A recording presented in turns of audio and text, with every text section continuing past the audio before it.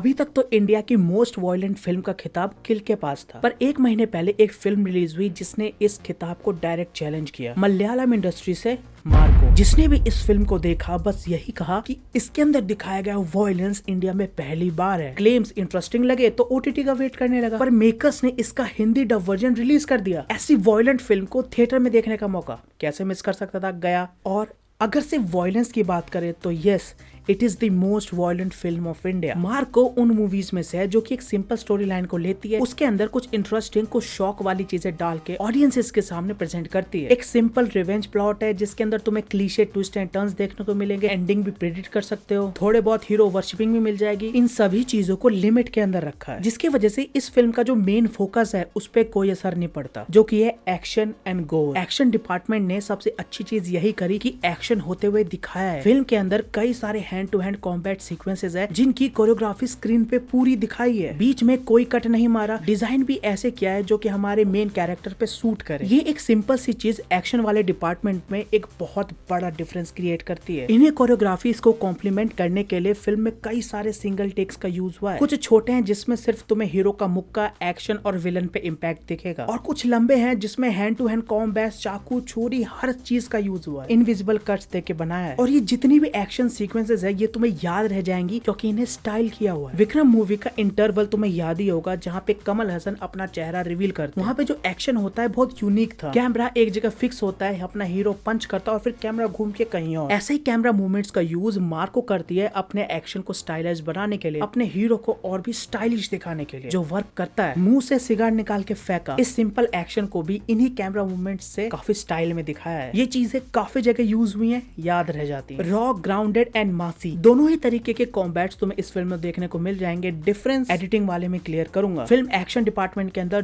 दो जगह पीक करती है, एक अपने इंटरवल में और दूसरा सेकंड हाफ के हॉलवे सीक्वेंस में। इसका इंटरवल इतना इम्पैक्टफुल इसलिए है क्योंकि वो दिखाता है कि अगर हम पुष्पा 2 के क्लाइमैक्स को रॉ और रियल तरीके से दिखाएं तो वो कैसा लगेगा। थोड़ी उछल कूद इसके अंदर भी है, पर जिस इंटेंसिटी के साथ दिखाया है, जिस ब्लड और गोर के साथ दिखाया है, मजा आ जाता है। ये वो इल्यूजन ब्रेक नहीं करती जो पुष्पा 2 ने किया। मार्को का हॉलवे सीक्वेंस इस मूवी का पीक पॉइंट है। मैं हमेशा कहता हूँ कि अगर एक्शन को क्लोज स्पेस के अंदर दिखाया जाए तो वो ऑटोमेटिकली बहुत अच्छी हो जाती है, और इसके अंदर तो वो हॉलवे से स्टार्ट करते हैं और धीरे धीरे स्टेयरकेस के ऊपर चले जाते हैं, जहाँ पे एक आदमी की खड़े रहने की जगह नहीं है। वहाँ अपना मार्को 100 लोगों को मार रहा है, रॉ तरीके से वो भी पिट रहा है, कुल्हाड़ी, चाकू, हर किसी से वार किया है। हॉलवे वाले सीक्वेंस में ऑलरेडी चीजें क्रेजी चल रही थी, देख के मजा आ रहा था, गोर था, पर डायरेक्टर ने कहा ना, इसको एक स्टेप और ऊपर लेके जाते हैं। सीढ़ियों के पास गए और उन्होंने कहा चलो अब सिंगल टेक। उसके बाद जो भी स्क्रीन पे दिखाया है, प्योर ब्लिस। अगर तुम्हें एक्शन जॉनरा पसंद है तो ये टॉप लेवल की चीज है। उस पतली सी सीढ़ी पे वो 3-4 माले चढ़ रहा है, वहां पे लोग भरे पड़े हैं, उनसे कैसे लड़ रहा है। अब ये सब सोच के ही मेरे अंदर इतना ज्यादा एक्साइटमेंट आ गया कि मैं अच्छे से एक्सप्लेन भी नहीं कर पा रहा। एनीवे, मार्को ने एक्शन सीक्वेंस के साथ अपने गोर वाले पार्ट को भी उतनी ही इंपॉर्टेंस और शॉक वैल्यू के साथ दिखाया है। नॉर्मली इंडियन मूवीज में होता क्या है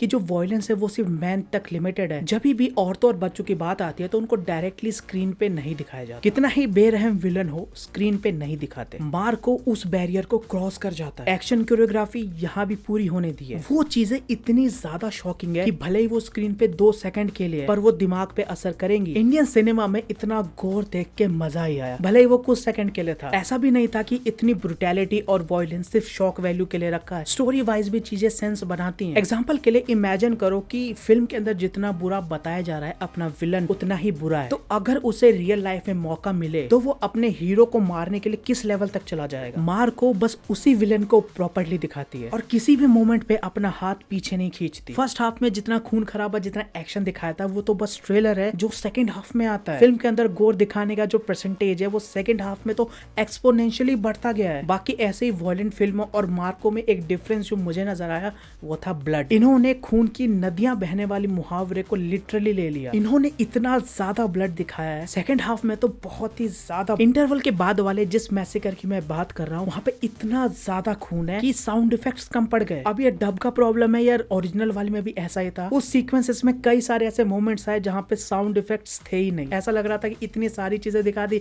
अब इसके लिए साउंड क्या लगाएं समझ नहीं आ रहा। और स्ट्रेंजली वो चीजें ज्यादा याद है। मार्को ने गोर वाले सेक्शन को भी और भी ज्यादा इम्पैक्टफुल बनाने के लिए काफी सारे इनोवेशंस करी हैं। मीनिंग कि सर का फोड़ना, हाथ तोड़ देना, चाकू वाकू मार देना तो पुरानी चीजें हो गई। इसमें नए तरीके से चीड़-फाड़ करी हुई है। फिल्म के दो बड़े मेन फोकस एक्शन और गोर दोनों में ये नेल करती है। पर इन दोनों ही चीजों के शुरू होने से पहले भी मूवी का काफी बड़ा पोर्शन है जिसको इंटरेस्टिंग बनाया है एडिटिंग से, स्पेसिफिकली मैच कट्स की मदद से। फिल्म के शुरुआत में एक सीन है जहाँ पे विलन का ग्रुप प्लान बनाता है कि हीरो को डिसीव कैसे करना है। उसको मैच कट मार के ऐसे दिखाया कि चीजें वहाँ सिंपल ही चल रही है पर बहुत यूनिक और इंटरेस्टिंग लगती है। और ये तो बहुत बात का एग्जाम्पल है। फिल्म के स्टार्टिंग में ही एक पुलिस इन्वेस्टिगेशन का सीन आता है जहाँ पे एक विक्टिम पुलिस को बताता है कि उसके साथ हुआ क्या। वो जिस तरीके से शूट किया है और एडिटिंग की वजह से जैसे दिखाया है तुम्हारी आंखें खोल देगा कि यस तुम कुछ इंटरेस्टिंग देखने आए हो। एक्शन वाले पोर्शन में मैंने कहा था कि ये फिल्म रॉ और मासी दोनों ही कॉम्बैट्स को दिखाती है। डिफरेंस क्रिएट करती है इसकी एडिटिंग। जो रॉ सीक्वेंसेस है जिनमें कोई मासी टच नहीं है उनको सिंगल टेक्स के अंदर दिखाया है, बीच में कोई भी कट नहीं है, कोरियोग्राफी पूरी होने दी है। पर वो एक्शन सीक्वेंस जिसके अंदर थोड़ा मासी टच है उसको 3 से 4 कट के अंदर दिखाया है। पहले कट में हीरो का मुक्का, फिर थोड़ा एक्शन, इम्पैक्ट से पहले कट कर देना और फिर उड़ते हुए दिखाना। मूवी में ये कट्स 2-3 जगह ही है। एडिटिंग में एक चीज मुझे अननेसेसरी लगी, क्लाइमैक्स में जो इन्होंने फ्लैशबैक दिखाए हुए हैं बहुत सारे हैं और वो सीन्स दिखा रहे हैं जो कि 10 मिनट पहले हुए हैं। ऐसा भी नहीं है कि फर्स्ट हाफ में हुए हैं और अभी हमें याद दिलाने के लिए फिर से दिखाया जा रहा है ना, कुछ मिनट्स पहले। अगर उनको अवॉइड करते तो एक्शन सीन्स ज्यादा इंपैक्ट करते। इसके अलावा मूवी अपने मेन पॉइंट से कभी भटकती नहीं है। मेकर्स को पता था कि वो क्या दिखाना चाहते हैं और कैसे दिखाना चाहते हैं। कोई अननेसेसरी साइड क्वेस्ट या सेकंड प्लॉट नहीं डाला। ये लव एंगल को भी एक्सप्लोर करती है पर जो मेन प्लॉट है उसके बीच में नहीं आती। कोई भी अननेसेसरी सॉन्ग नहीं डाले हुए। म्यूजिक भी अच्छा ही था। डिफरेंट कैरेक्टर्स के हिसाब से जो बैकग्राउंड म्यूजिक दिए हैं सही थे। रवि बसरूर जी ने म्यूजिक दिया है तो ऑब्वियसली लाउड था, पर फिल्म अच्छी थी तो उतना माइंड नहीं करते। पर रवि बसरूर जी थोड़ा वॉल्यूम कम कर लो प्लीज। मार्को मुझे इतनी ज्यादा पसंद आई, इसका एक और मेजर रीजन है इसकी डबिंग बहुत ही अच्छे से करी गई है। फिल्म की शुरुआत के कुछ देर बाद मैं भूल ही गया था कि मैं कोई डब फिल्म देख रहा हूँ। बस एक विलन है जिसकी आवाज उसके स्टैचर के हिसाब से काफी भारी थी, बाकी सब एक नंबर। मार्को के डब वर्जन में 2 इंटरेस्टिंग चीज थी। पहली, फिल्म के अंदर जो धन्यवाद वाला सीक्वेंस है वो बहुत लंबा है। अगर तुम मार्को देखोगे तो नोटिस करना वो धन्यवाद